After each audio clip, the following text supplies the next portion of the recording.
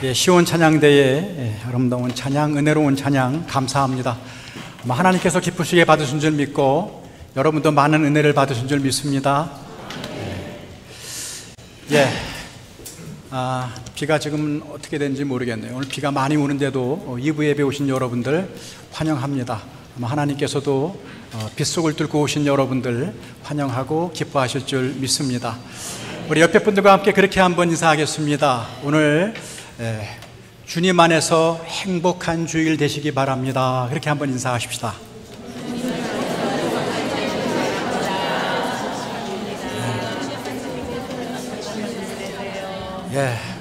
행복은 어디서부터 오느냐? 표정으로부터 시작이 되는데 훨씬 더 행복해지셨습니다. 말씀을 더 듣고 더 많이 행복해지셔야 되는데 하나님의 은혜가 함께 하시기를 바랍니다. 오늘 본문에는 우리가 잘 아는 38년 된 병자를 고치신 예수님의 기적 이야기가 나옵니다.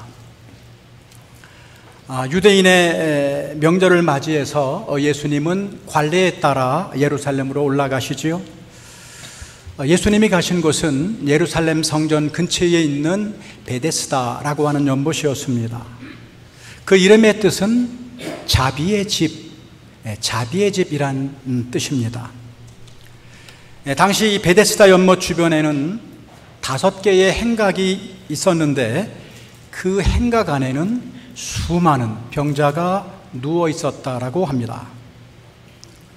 그들은 모두 연못의 물이 움직이기를 기다렸는데 왜 그렇게 물을 기다렸을까? 왜 물이 움직이기를 기다렸을까? 그 이유가 4절에 나옵니다. 우리 4절 말씀을 다 함께 읽어보겠습니다. 자, 시작!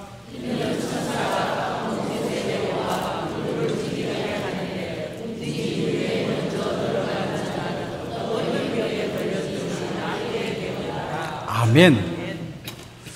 이해가 되시죠? 성경을 자세히 보게 되면 오늘 본문에 괄호가 쳐져 있습니다. 괄호 3절 마지막 부분과 4절이 가로로 쳐져 있는 것을 여러분은 발견하게 될 것입니다. 여러분 성경을 읽다가 괄호가 쳐진 부분이 있으면 그 부분은 좀 불확실한 본문이다 라고 여러분들이 보시면 되겠습니다. 아마도 그 부분은 하나님의 말씀이나 율법이 아니라 사람들 사이에서 전해 내려온 민간 신앙처럼 그렇게 우리가 볼 수가 있습니다. 거기에 나오는 것처럼 그 소문이 정말 사실인지, 가장 먼저 뛰어들어간 사람 중에 정말 고침받은 적이 있는지, 또 몇이나 되는지 확인할 길은 전혀 없어요. 다만 그런 소문의 내용이 사람들 사이에 민간 신앙처럼 퍼졌고 수많은 병자가 지푸라기라도 잡는 심정으로 이곳으로 몰려온 것입니다. 근데 문제는 뭐냐? 문제는 오직 한 사람만이 고침을 받을 수 있다라고 하는 조건입니다. 어떤 사람이냐?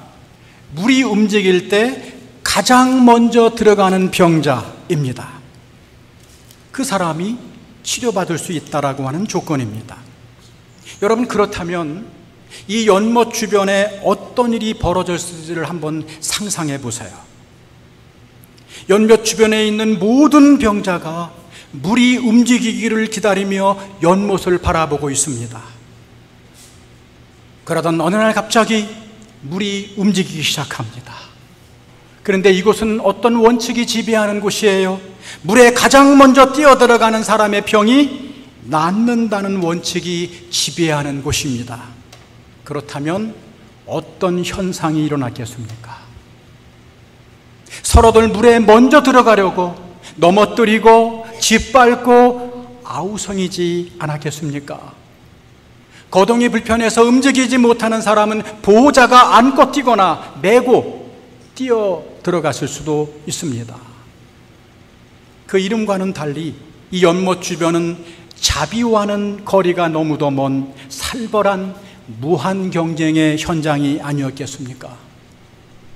서로 감싸주고 도와줘도 모자랄 불쌍한 병자들끼리, 환우들끼리 불확실하고 헛된 것을 바라고 생존을 위해 무한 경쟁을 벌이고 있는 현장이 바로 베데스다의 현장이었다는 것입니다. 바로 이러한 베데스다의 현장에 누가 찾아오십니까? 우리 예수님이 찾아오십니다. 예수님이 찾아오신 것 아무 일도 일어나는 일이 없지 않지요? 예수님이 찾아오신 것은 반드시 무언가 일어납니다. 그리고 그 중에서 38년 동안이나 병자로 살아온 사람에게 예수님이 이렇게 물으십니다. 네가 낫고자 하느냐? 내가 낫기를 원하느냐? 내가 낫기를 원하느냐? 그런데 가만히 생각해 보면 이 질문만큼 어이없는 질문이 없잖아요. 생각해 보세요. 병으로 실컷 고생하는 황자에게, 그것도 무려 38년, 여러분 말이 38년이지 인생의 절반을 병으로 살아온 사람, 그 사람에게 내가 낫고자 하느냐? 이 질문은 상식적으로 선뜻 이해가 되지 않는 질문 아닙니까? 자, 여러분, 근데 이 병자의 대답은 더 가관입니다. 더 놀라워요. 7절 한번 보겠습니다. 7절 말씀 다 함께 읽어볼까요? 자, 시작.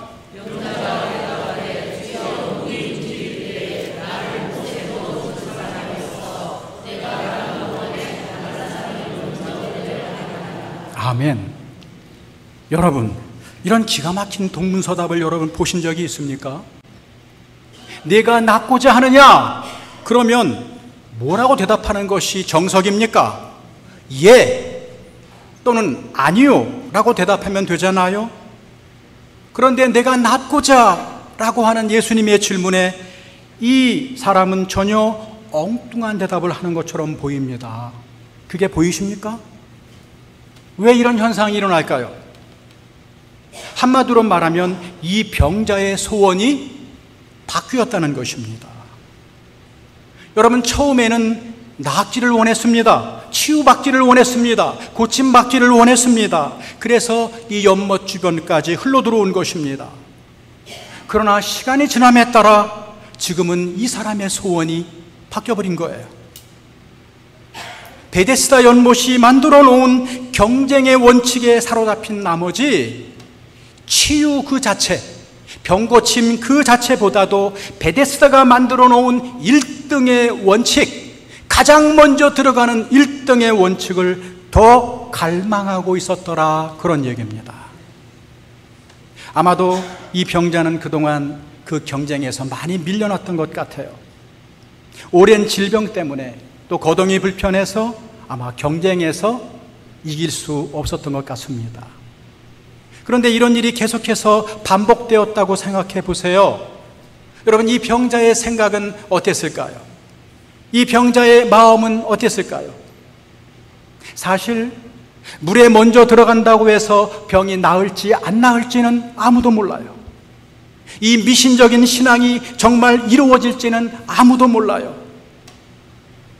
그러나 거기에 모인 병자들의 마음은 아마 다 비슷했을 것입니다. 낫든 안 낫든 맨 처음으로 저 연못에 뛰어들어가 봤으면 더 이상 여한이 없겠다. 낫고 안 낫고는 그 다음의 문제고, 물이 움직일 때 누군가 나를 제일 먼저 데려다 주었으면 여한이 없겠다. 오늘 38년 된 병자의 대답은 바로 이런 마음 상태를 반영해 주고 있는 것입니다. 그러므로 예수님께서 내가 정말 낫고자 하느냐라는 질문은 그냥 무의미하게 던진 질문이 아닙니다. 이 질문은 짧지만 38년 된 병자의 이 사고의 틀을 완전히 바꾸어 놓기 위한 질문입니다. 그 질문은 어떤 수단이나 방법이 아니라 본질에 관한 질문이에요. 다시 말해서 베데스다 사회의 미신이 정해놓은 경쟁의 원칙과는 완전히 다른 참되고 근본적인 원칙이 있음을 가르쳐주기 위한 질문이었다는 것입니다. 여러분, 오늘 이런 관점에서 예수님께서 이 병자를 치유하신 과정을 한번 살펴보십시오. 베데스다 연못에 수많은 병자들이 모여 있어요. 수많은 병자들이 모여 있었지만 바로 이 한 사람의 병자만이 예수님의 치유하심을 받았습니다. 그가 선택받은 특별한 이유가 있나요? 없습니다. 6절 말씀 한번 볼까요? 6절 말씀 한번 읽어보겠습니다. 자, 시작.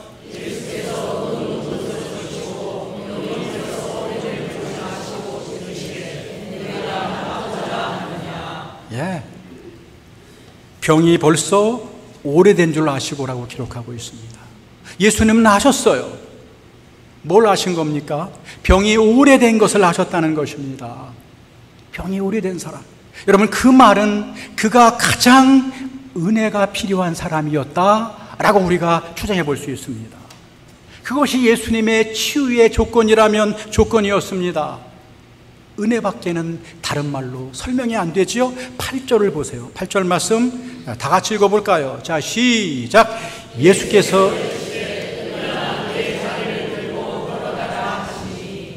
그 이어서 그 사람이 곧 나아서 자리를 들고 걸어가니라, 그렇게 끝나고 있습니다. 여러분, 이 사람이 한 것은 아무것도 없어요. 예수님이 다 하셨습니다. 그는 그저 그 은혜를 받아들인 것뿐입니다. 은혜를 받아들였어요. 치유의 기적을 가져온 것입니다. 여러분, 더 흥미로운 것은 13절의 내용입니다. 13절 다 함께 읽어볼까요? 자, 시작.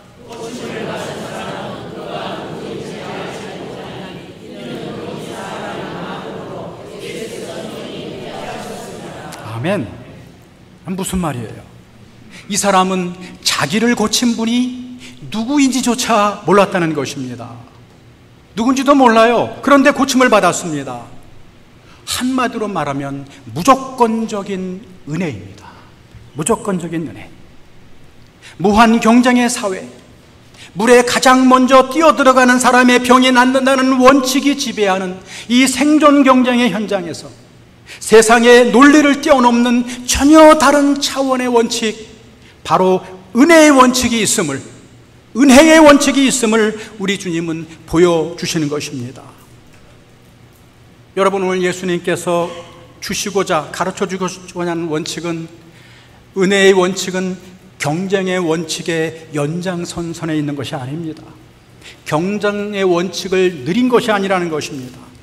무슨 말인가 하면, 예수님은 다른 사람들의 다리를 모두 굳어버리게 하시고, 또는 이 병자를 기적적으로 1등 만들어 주심으로써 해서 치유해 주신 것이 아니라는 것입니다. 그렇잖아요. 그러니까 예수님의 원칙은 경쟁에서 1등 되게 해주시는 원칙이 아니라 그 경쟁의 원칙과는 본질적으로 다른, 완전히 다른 차원의 원칙이라는 것입니다. 그게 무엇입니까? 은혜입니다. 예수님은 모든 경쟁을 넘어서는 은혜의 원칙을 알려주시기 위해 이 질문을 던지고 계시는 거예요. 다시 말해서 이 본문을 읽을 때마다 참된 치유는, 참된 생명은 무한 경쟁에서 1등하는 데 있는 것이 아니라 오직 예수 안에 있다는 것입니다. 예수를 진정으로 만날 때 비로소 경쟁의 원칙이 아니라 은혜의 원칙으로 살아가는 길이 열리게 된다는 것입니다.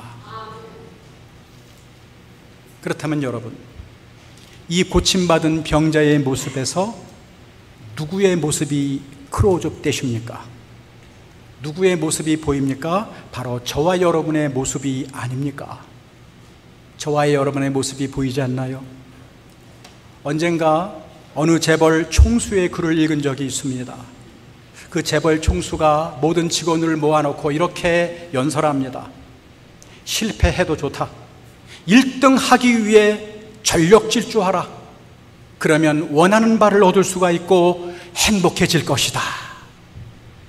여러분, 이 외침은 베데스다 연못의 그 미신과 어쩌면 그렇게 똑같을 수가 있습니까? 1등 하라. 그러면 행복해질 것이다. 여러분, 어느 개그 프로에 나왔던 어느 개그맨의 멘트도 여러분 생각나지 않습니까? 그 개그맨은 이렇게 외쳤어요. 1등만 생각하는 이 더러운 세상. 그럼 우린 다 웃었습니다.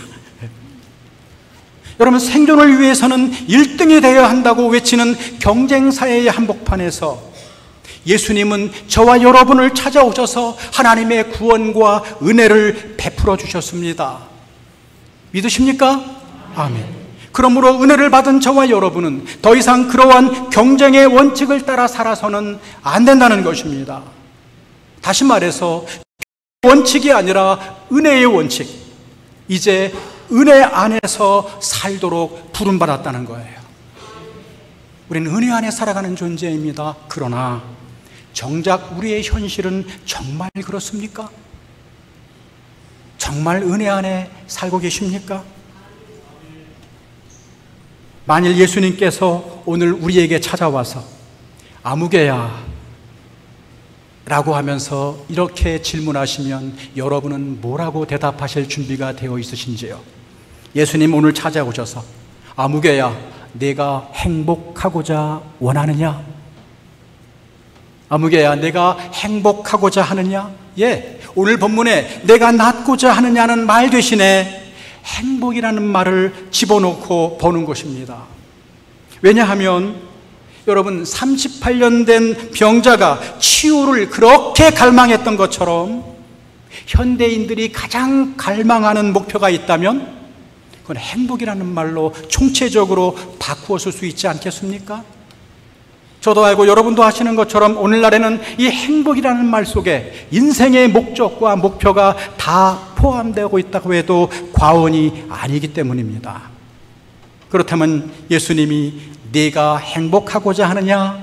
라고 물으시면 저와 여러분은 뭐라고 대답해야 합니까? 예! 라고 대답해야 되지요. 아니요? 라고 말하는 사람은 병원에 꼭 한번 가보셔야 됩니다.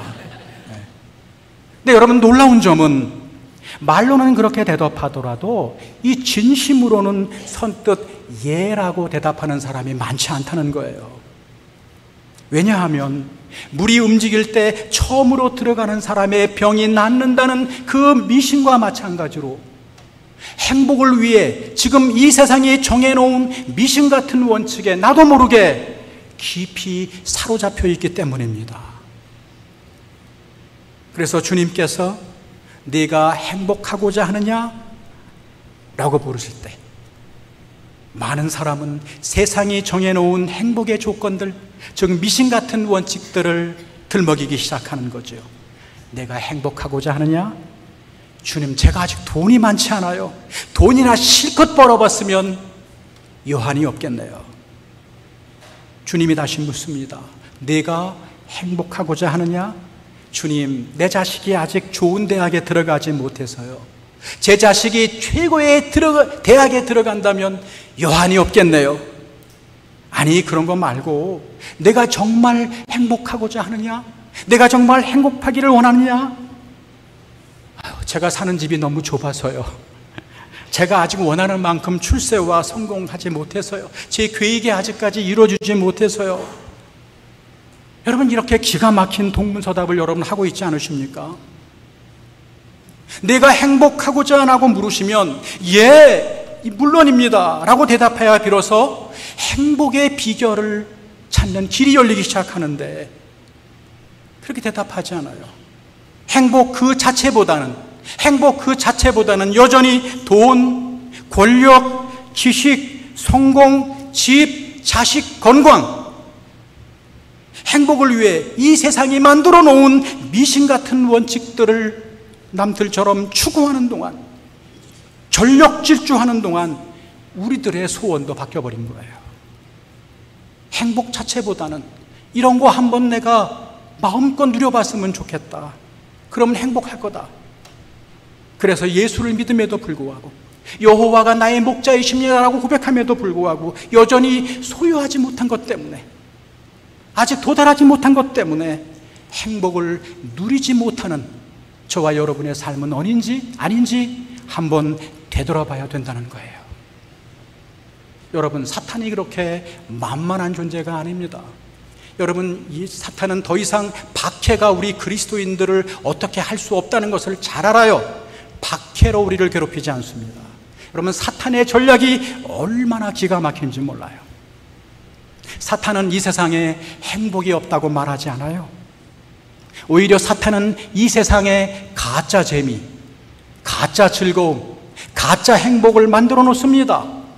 그리고 그 행복을 얻기 위해 1등 하라고 계속 다그치는 거예요.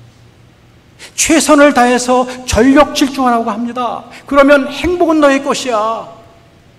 너에게 행복감이 밀려올 것이야. 그렇게 유혹합니다. 지금보다 좀 더 소유하고, 지금보다 좀 더 높은 자리를 차지하고, 지금보다 좀 더 자식이 출세하고, 좀 더 잘 되면 거기에 행복이 있을 것이다. 그렇게 말하는 거죠. 그러나 여러분, 저도 알고 여러분도 알지 않습니까? 그것들은 다 얻을 수도 없지만, 우리가 밤낮 노력해서 다 얻을 수도 없지만 다 얻는다고 해도 행복에 도달할 수 없습니다. 왜 그렇습니까? 이유는 단 한 가지, 행복이 아닌 것에서 행복을 찾고 있기 때문입니다. 우리는 이 역사상 가장 많은 것을 소유한 사람을 잘 알고 있습니다. 그 사람이 누구냐? 솔로몬이에요. 여러분이 가장 많은 것을 가지고 있다. 솔로몬과 비교하면 다 세 발의 피입니다. 이 땅에서 이건희 회장 아니라 무슨 어떤 사람이라 할지라도 솔로몬이 가진 영광보다는 아무것도 안 돼요. 근데 그분이 뭐라고 얘기합니까? 전도서 1장 1절부터 마지막 절까지 헛되고 헛되니 헛되고 헛되니 모든 것이 헛되다. 아직까지 헛되고 헛되니 모든 것이 헛되다. 지금도 헛되고 헛되니 모든 것이 헛되다. 아마 앞으로도 계속 그 말은 퍼져나갈 것입니다. 우리 주님은 사탄과 이 세상이 만들어 놓은 조건과 원칙을 깨시기 위해, 부숴버리기 위해 이 땅에 오신 것입니다. 참된 치유와 참된 생명이 오직 예수 그리스도를 통해서만 올 수 있는 것처럼 참된 행복, 참된 만족 역시 하나님으로부터만 올 수 있다고 말씀하십니다. 그러니까 경쟁의 원칙이 아니라 은혜의 원칙을 따라야 참된 행복이 우리에게 주어진다는 거죠. 여러분, 가만히 생각해 보면 우리가 낙심하거나 인간관계에 갈등이 생기거나 시험이 들 때는 영락없이 이 은혜의 원칙을 잃어버릴 때예요. 이 은혜의 원칙을 잃어버릴 때 우리는 낙심하고 갈등하고 시험에 든다는 것입니다. 내가 무언가 되었다고 내가 손줄로 생각하는 그 순간부터 우리는 영락없이 경쟁의 원칙에 사로잡히게 돼 있습니다. 왜냐하면 이 경쟁의 원칙은 우리가 태어날 때부터 사탄이 이 머릿속에 심어놓은, 본능처럼 심어놓은 생존 원칙이기 때문이에요. 그러므로 이 경쟁 원칙에서 벗어날 수 있는 유일한 길은 한 가지밖에 없습니다. 은혜의 원칙에 들어서야 돼요. 은혜의 원칙이 나를 사로잡아야 됩니다. 은혜의 원칙이 나를 선점해야 됩니다. 은혜의 원칙 하에서 여러분 성경을 읽어보세요. 성경이 말하는 행복은, 성경이 말하는 복은 저 멀리 앞에 있다라고 말하지 않습니다. 성경이 말하는 참된 복은 우리가 노력해서 얻을 수 있는 목표가 아니라는 것입니다. 뭘 이룬 다음에 행복하고, 뭘 얻은 다음에 만족하고, 소유가 내 만족이 되고, 그런 게 아니라는 것입니다. 오히려 행복은 우리 그리스도인의 삶의 출발점입니다. 그리스도인들은 행복해서 살아가는 사람이라는 거예요. 내가 열심히 노력해서 뭔가 얻은 결과로 행복해지는 것이 아니라 하나님이 이미 우리에게 주신 그 행복, 만족, 그 은혜를 출발점으로 해서 또 그 안에서 행복을 누리고 또 그 안에서 행복을 누리며 살아가는 것입니다. 행복은 앞에 있는 거 아니에요. 위로부터 내려오는 것입니다. 참된 행복은 하나님께로부터 내려오는 것입니다. 그렇다면 엄밀하게 말해서 그리스도인은 행복을 추구하기 위해 사는 사람들이 아니에요. 우리 그리스도인은 행복을 얻기 위해 노력하는 사람들이 아니라 이미 하나님 때문에 행복해서 살아가는 사람들입니다. 이미 행복해서 일하고, 이미 행복해서 공부하고, 이미 행복해서 돈 벌고, 행복해서 주의 일을 감당해야 되는 사람들이 바로 그리스도인이라는 것입니다. 그래서 시편 23편 1편에서 다윗은 이렇게 외칩니다. 여호와는 나의 목자시니 내게 부족함이 없으리로다. 아멘? 믿으십니까? 부족함이 없다는 말은 더 이상 바랄 것이 없다는 말이죠. 모든 것이 충분하고 만족하다는 것입니다. 이보다 더 좋을 수 없다 만큼 행복하다는 것입니다. 여러분, 제가 이 말씀을 몇 번이나 여러분에게 인용하시냐 하십니까? 제가 여러분 말씀을 전할 때마다 제가 계속해서 이 말씀을 강조하고 또 강조하는 이유는 무엇입니까? 이 고백이 다윗의 고백으로 끝나면 아무것도 아니라는 거예요. 그 고백이 나는 아무런 부족함이 없습니다, 내 잔이 넘치나이다, 이 고백이 나의 고백이 되지 않는다면 아무 소용이 없기 때문에 그렇게 강조하는 것입니다. 또 시편 기자는 시편 16편 2절에서 이렇게 선언합니다. 다 같이 읽어볼까요? 자, 시작.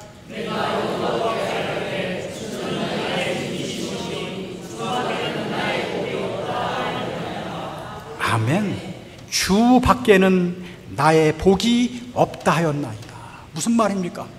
주님을 떠나서는 내게 행복이 없다는 거예요. 주님을 떠나서는 행복이 없다는 거예요. 행복은 행복의 원천이신 주님으로부터만 올 수 있다는 것입니다. 그 안에 행복이 있다는 거죠. 여러분, 이사야 55장 2절을 한번 읽어보겠습니다. 이사야 55장 2절 다 같이 시작.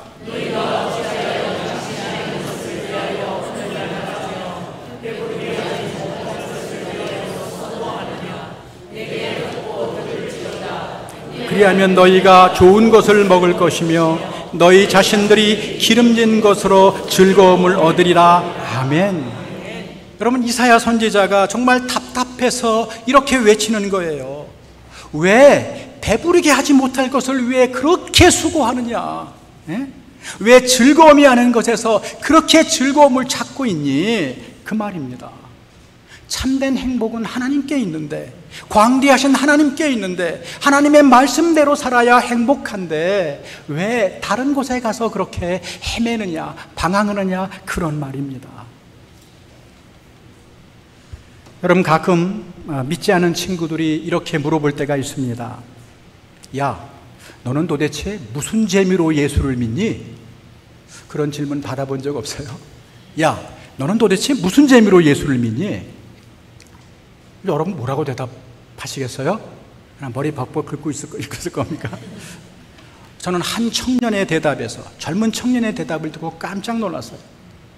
이렇게 대답했습니다. 아니, 그럼 너는 예수 안 믿고 무슨 재미로 사는데? 너는 예수 안 믿고 도대체 무슨 재미로 살아?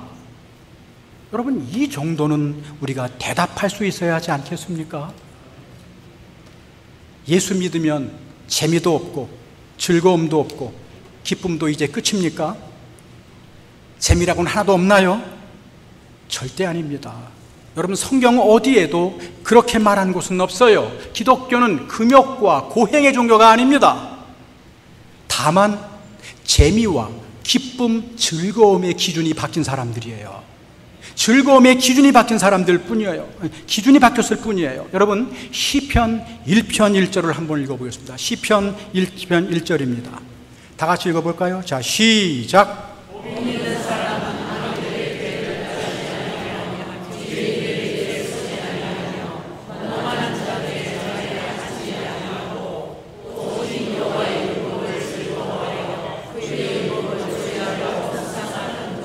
아멘. 여러분, 여호와의 율법이 얼마나 기쁘고 즐거우면 그냥 주야로 묵상할까요? 어쩜 우리하고 그렇게 다를까요? 그렇죠? 여호와의 말씀을 즐거워하고 하나님을 즐거워한다는 거예요. 무슨 말이냐면 즐거움의 기준이 바뀌었다는 것이죠. 이전에는 세상이 추구하는 가짜 재미, 일시적인 즐거움, 이런 행복 추구하며 살았다면 하나님을 알게 된 후, 예수님을 믿는 다음에는 하나님과 그분의 말씀을 통해서 진짜 재미, 진짜 기쁨, 진짜 즐거움을 맛보았기 때문에 그건 누리며, 그 안에서 즐거움을 누리며 살아간다는 것입니다. 예수 안에서 행복하고 기쁘고 진짜 재미를 여러분 느껴보세요. 세상이 줄 수 있는 것과는 차원이 다르잖아요. 아니, 정말 예수 안 믿고 도대체 무슨 재미로 사는지 모르겠어요, 다른 사람들. 그렇잖아요. 이 불확실한 세상에서 이 불확실한 세상에서 불안하고 걱정스럽고 한 치 앞도 내다볼 수 없는 염려스러워서 어떻게 편안하게 살아갈 수가 있겠어요? 하나님이 없는 성공, 하나님이 없는 재물, 하나님이 없는 권력, 하나님이 없는 즐거움, 그게 그렇게 여전히 부러우신가요? 아니잖아요. 그거 얼마나 위험하고 불안한 것인지 저와 여러분 다 아시잖아요. 물론 재물이 있으면 좋지요. 성공하면 좋지요. 지식이 있고 자식이 잘 되면 좋지요. 그러나 그것이 우리의 목적이 되어서는 결코 안 된다는 것입니다. 여러분 잘 생각해 보세요. 경쟁의 원칙이 아니라 은혜의 원칙에 사로잡힐 때 비로소 내가 그런 것들이 있더라도 그런 것들의 노예로 살지 않고 그것들에 얽매이지 않고 그것들을 도구로 삼아 하나님과 세상과 사람을 섬기는 그러한 진짜 즐거움, 진짜 행복을 누릴 수 있게 된다는 것입니다. 이러한 예수님 안에서 진짜 행복, 진짜 기쁨을 경험한 그리스도인이 작사한 노래 한 곡이 있습니다. 복음성가인데요, 저는 이 복음성가가 그분의 경험에서 나온 것이라고 믿습니다. 여러분도 다 아실 것입니다. 요즘 많이 들려지는데 이것이 행복이라고 들어보셨나요? 이것이 행복이요라는 찬양입니다. 한번 그분의 찬양으로 듣지 마시고 그분의 고백으로 들어보세요. 화려하지 않아도 정결하게 사는 삶, 가진 것이 적어도 감사하며 사는 삶, 내게 주신 작은 힘 나눠주며 사는 삶, 이것이 나의 삶의 행복이라오. 눈물 날 일 많지만 기도할 수 있는 것, 억울한 일 많지만 주를 위해 참는 것, 비록 짧은 작은 삶 주 뜻대로 사는 것, 이것이 나의 삶의 행복이라오. 이 세상은 알 수 없는 하나님의 선물, 이것이 행복이라오.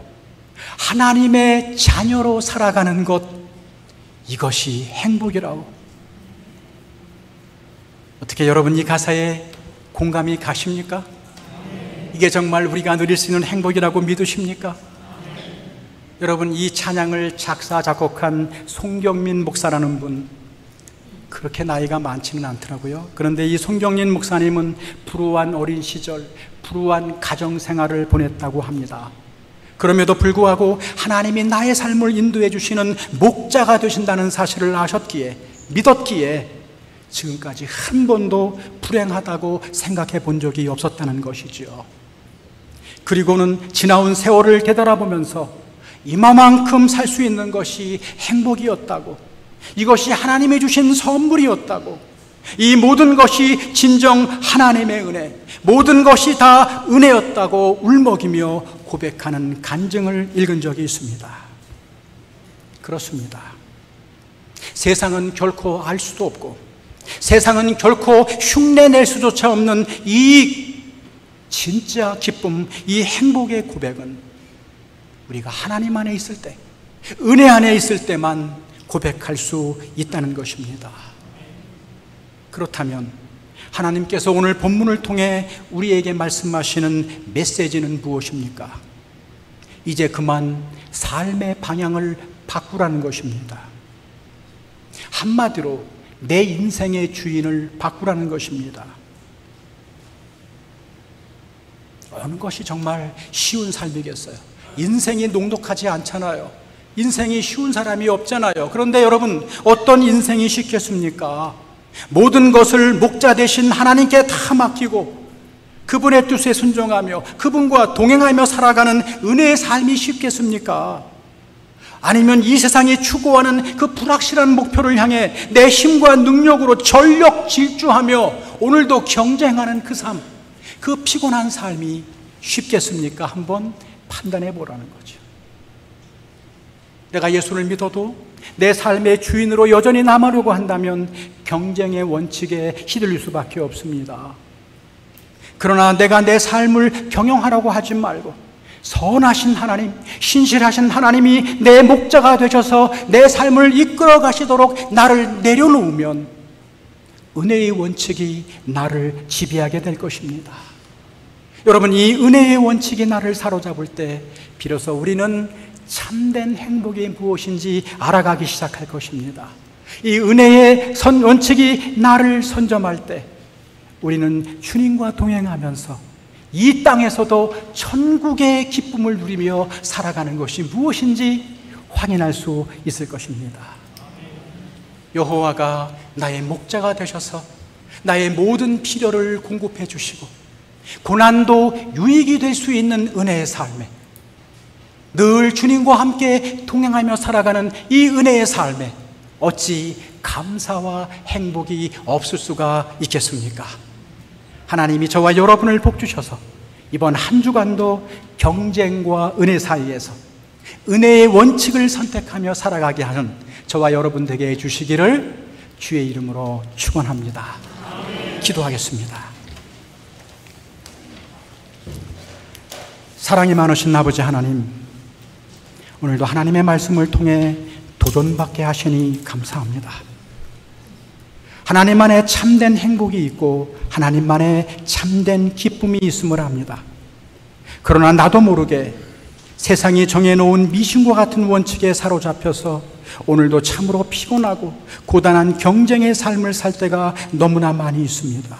하나님, 우리를 사탄이 심어놓은 이 세상의 미신에서 벗어날 수 있도록 도와주십시오.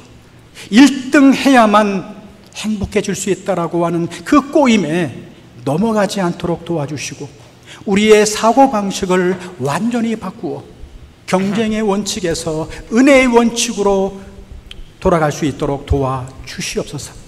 더 이상 내가 주체가 되어 세상에서 보이는 대로, 그저 들리는 대로, 유튜브에서 넷플릭스에서 들리는 대로 사는 삶이 아니라 하나님 말씀 붙들고 하나님의 복음으로 살아가는 우리 모두가 되게 해주셔서 서로에게 행복하다 서로 고백하며 증언하는 삶 살아갈 수 있게 도와주시옵소서. 길이요 진리요 생명이 되시는 예수 그리스도의 이름으로 간절히 감사하며 기도 올리옵나이다. 아멘.